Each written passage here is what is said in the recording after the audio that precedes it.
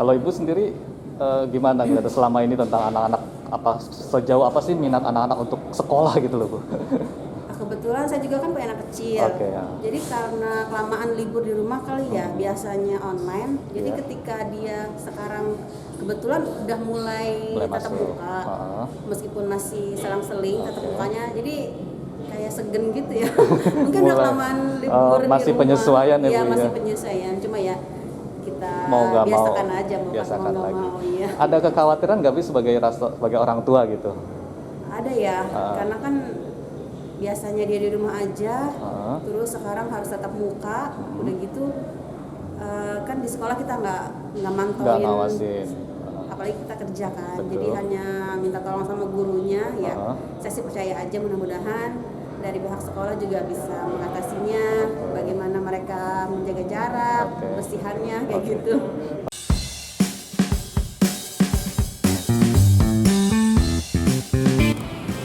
Halo teman jalan, ya jadi hari ini saya udah ada di Serpong. Jadi ceritanya hari ini saya mau ngajak teman jalan melihat bagaimana kegiatan saya kalau lagi bekerja freelance jadi reporter. Jadi hari ini tugas saya sih katanya adalah menjadi seorang reporter. Jadi saya nanti akan tanya-tanya beberapa narasumber tentang sebuah rapat koordinasi yang diadakan oleh Kementerian Pendidikan dan Kebudayaan. Oke, jadi saat ini saya ada di Hotel Atria Gading Serpong. Jadi rapatnya itu ada di atas. Jadi rapatnya itu ada offline, ada online. Itu dilakukan oleh 4 kementerian. Ada Kementerian Pendidikan, Kementerian Dalam Negeri, Kementerian Agama, dan juga Kementerian Kesehatan. Ya, nanti saya akan wawancara beberapa narasumber. Dan hal ini kaitannya dengan pertemuan tatap muka untuk anak sekolah ya. Seperti apa liputannya? Ikutin saya yuk. Kawan.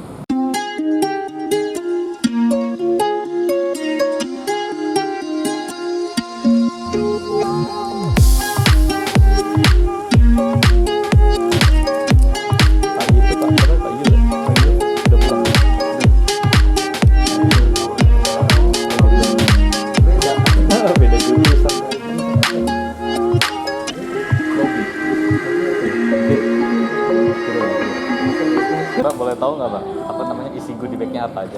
Isi goodie bag-nya Apa? Yang pertama apa?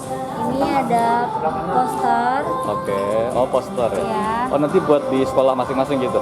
ya, bisa Oh. dibawa untuk Dibawa gitu, koordinasi. oke. Terus? Ini ada beberapa buku sih, Oh gitu. panduan, Heeh. Literasi ya, literasi sama panduan kemitraan ya. iya. Udah itu aja, sama souvenir ya? Nah, ini souvenirnya Oh souvenir 3M ya? protokol kesehatan, Oh gitu. COVID kit sih, kayak Oh toolkit sanitizer. biasa ya? Ini memang buat peserta semua ya? Oke Mbak, makasih ya Mbak.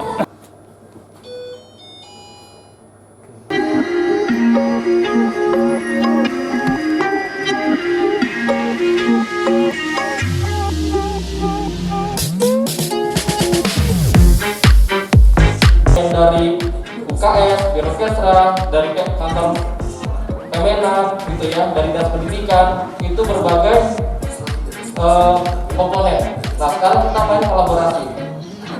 Sekarang kita ingin semuanya teriak, ya. Kalau yang biar tenang itu biar keluar semua. Kita main kolaborasi, orkestrasi, suara.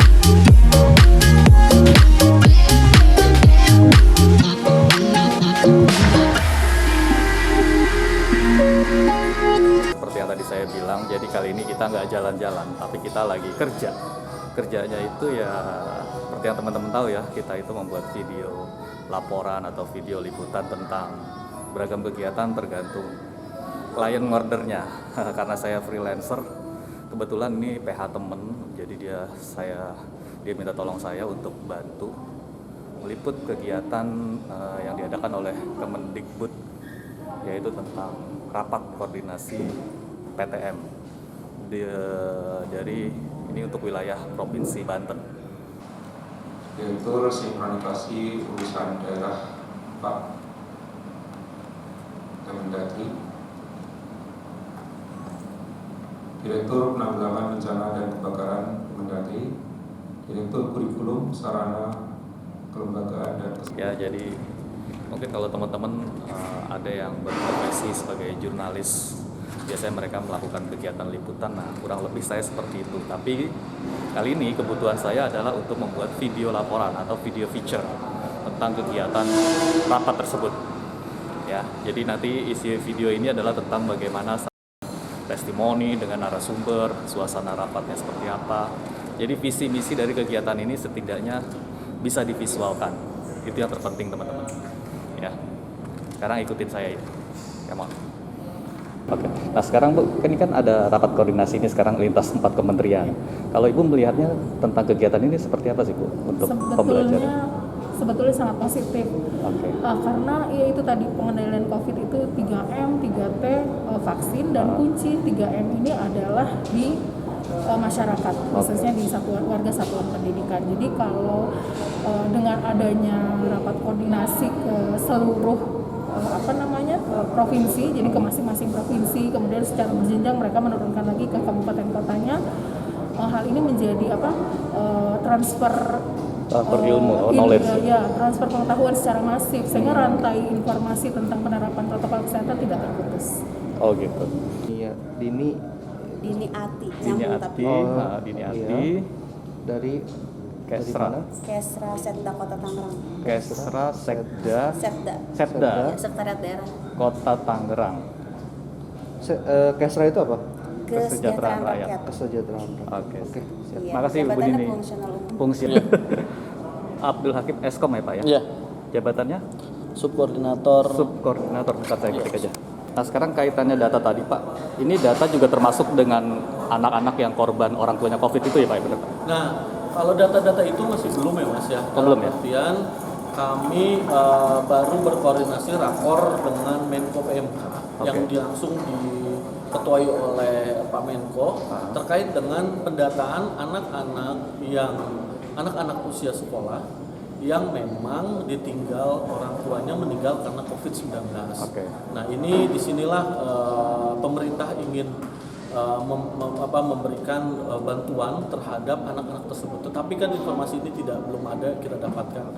Nah antara Kemenkes dengan Dukcapil sudah berkoordinasi, pemberian NIK orang tuanya sudah diberikan ke Dukcapil agar dilakukan pemadanan berdasarkan kartu keluarga yang ada.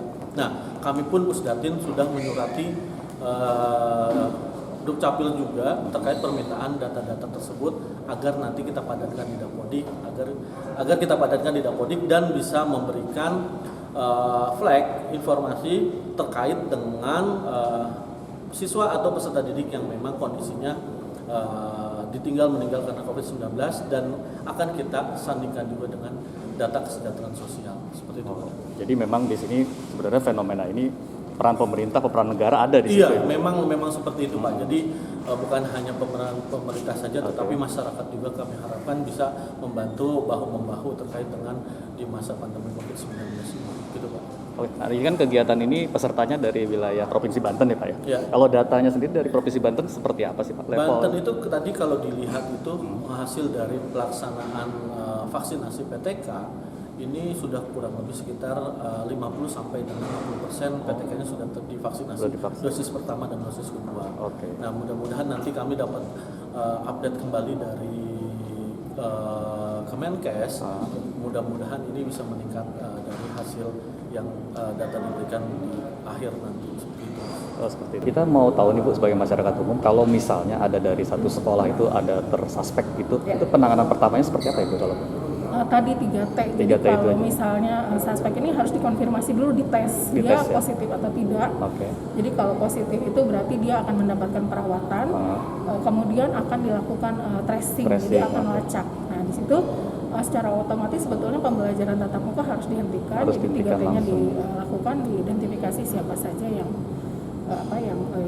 atau kontak erat dan terkonfirmasi positif, sehingga penanganan selanjutnya mengikuti prosedur. Oh berarti secara nggak langsung sekolah itu harus tutup dulu langsung? Iya, untuk sementara untuk melihat sebetulnya dari mana, kemudian siapa yang menjadi penular. Dari COVID. Kalau dari petugas kesehatan sendiri ada pemantauan di setiap sekolah atau gimana sih Bu? Ya. Pengaturannya gimana? Iya jadi kalau di lapangan gitu ujung tombak kami adalah puskesmas. Sekali lagi ya. Jadi nanti puskesmas di masing-masing wilayah kerja akan mengidentifikasi sekolahnya itu ada berapa, siapa saja yang sudah memulai pembelajaran tatap muka itu yang akan dipantau dan diawasi, sambil paralel menyiapkan sekolah lain untuk melakukan hal yang sama. Oh gitu ya, memang ada tugasnya itu. Ada pemantauannya. Oke teman jalan, jadi itu dia informasi hari ini tentang jalan-jalan kerja saya di Hotel Atria Gading Serpong. Jadi hari ini tuh kesimpulannya adalah bahwa saya membuat liputan tentang rapat koordinasi tatap muka untuk anak sekolah dasar, menengah ya, dan PAUD. Jadi seperti yang teman-teman ketahui ya, jadi membuat feature itu nggak gampang, butuh proses dan butuh kebiasaan atau disiplin ya. Seperti yang saya buat. Jadi di sini ini kita harus biasa membuat berita ya.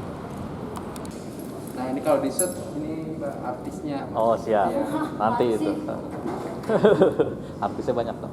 Artisnya. Figuran Pak, kakinya aja. Oh ini aja. Udah cuma numpang lewat. Numpang lewat ya. Ini yang artisnya. Oke, itu dia informasinya. Semoga bermanfaat. Kita ketemu lagi di episode berikutnya ya. Bye bye.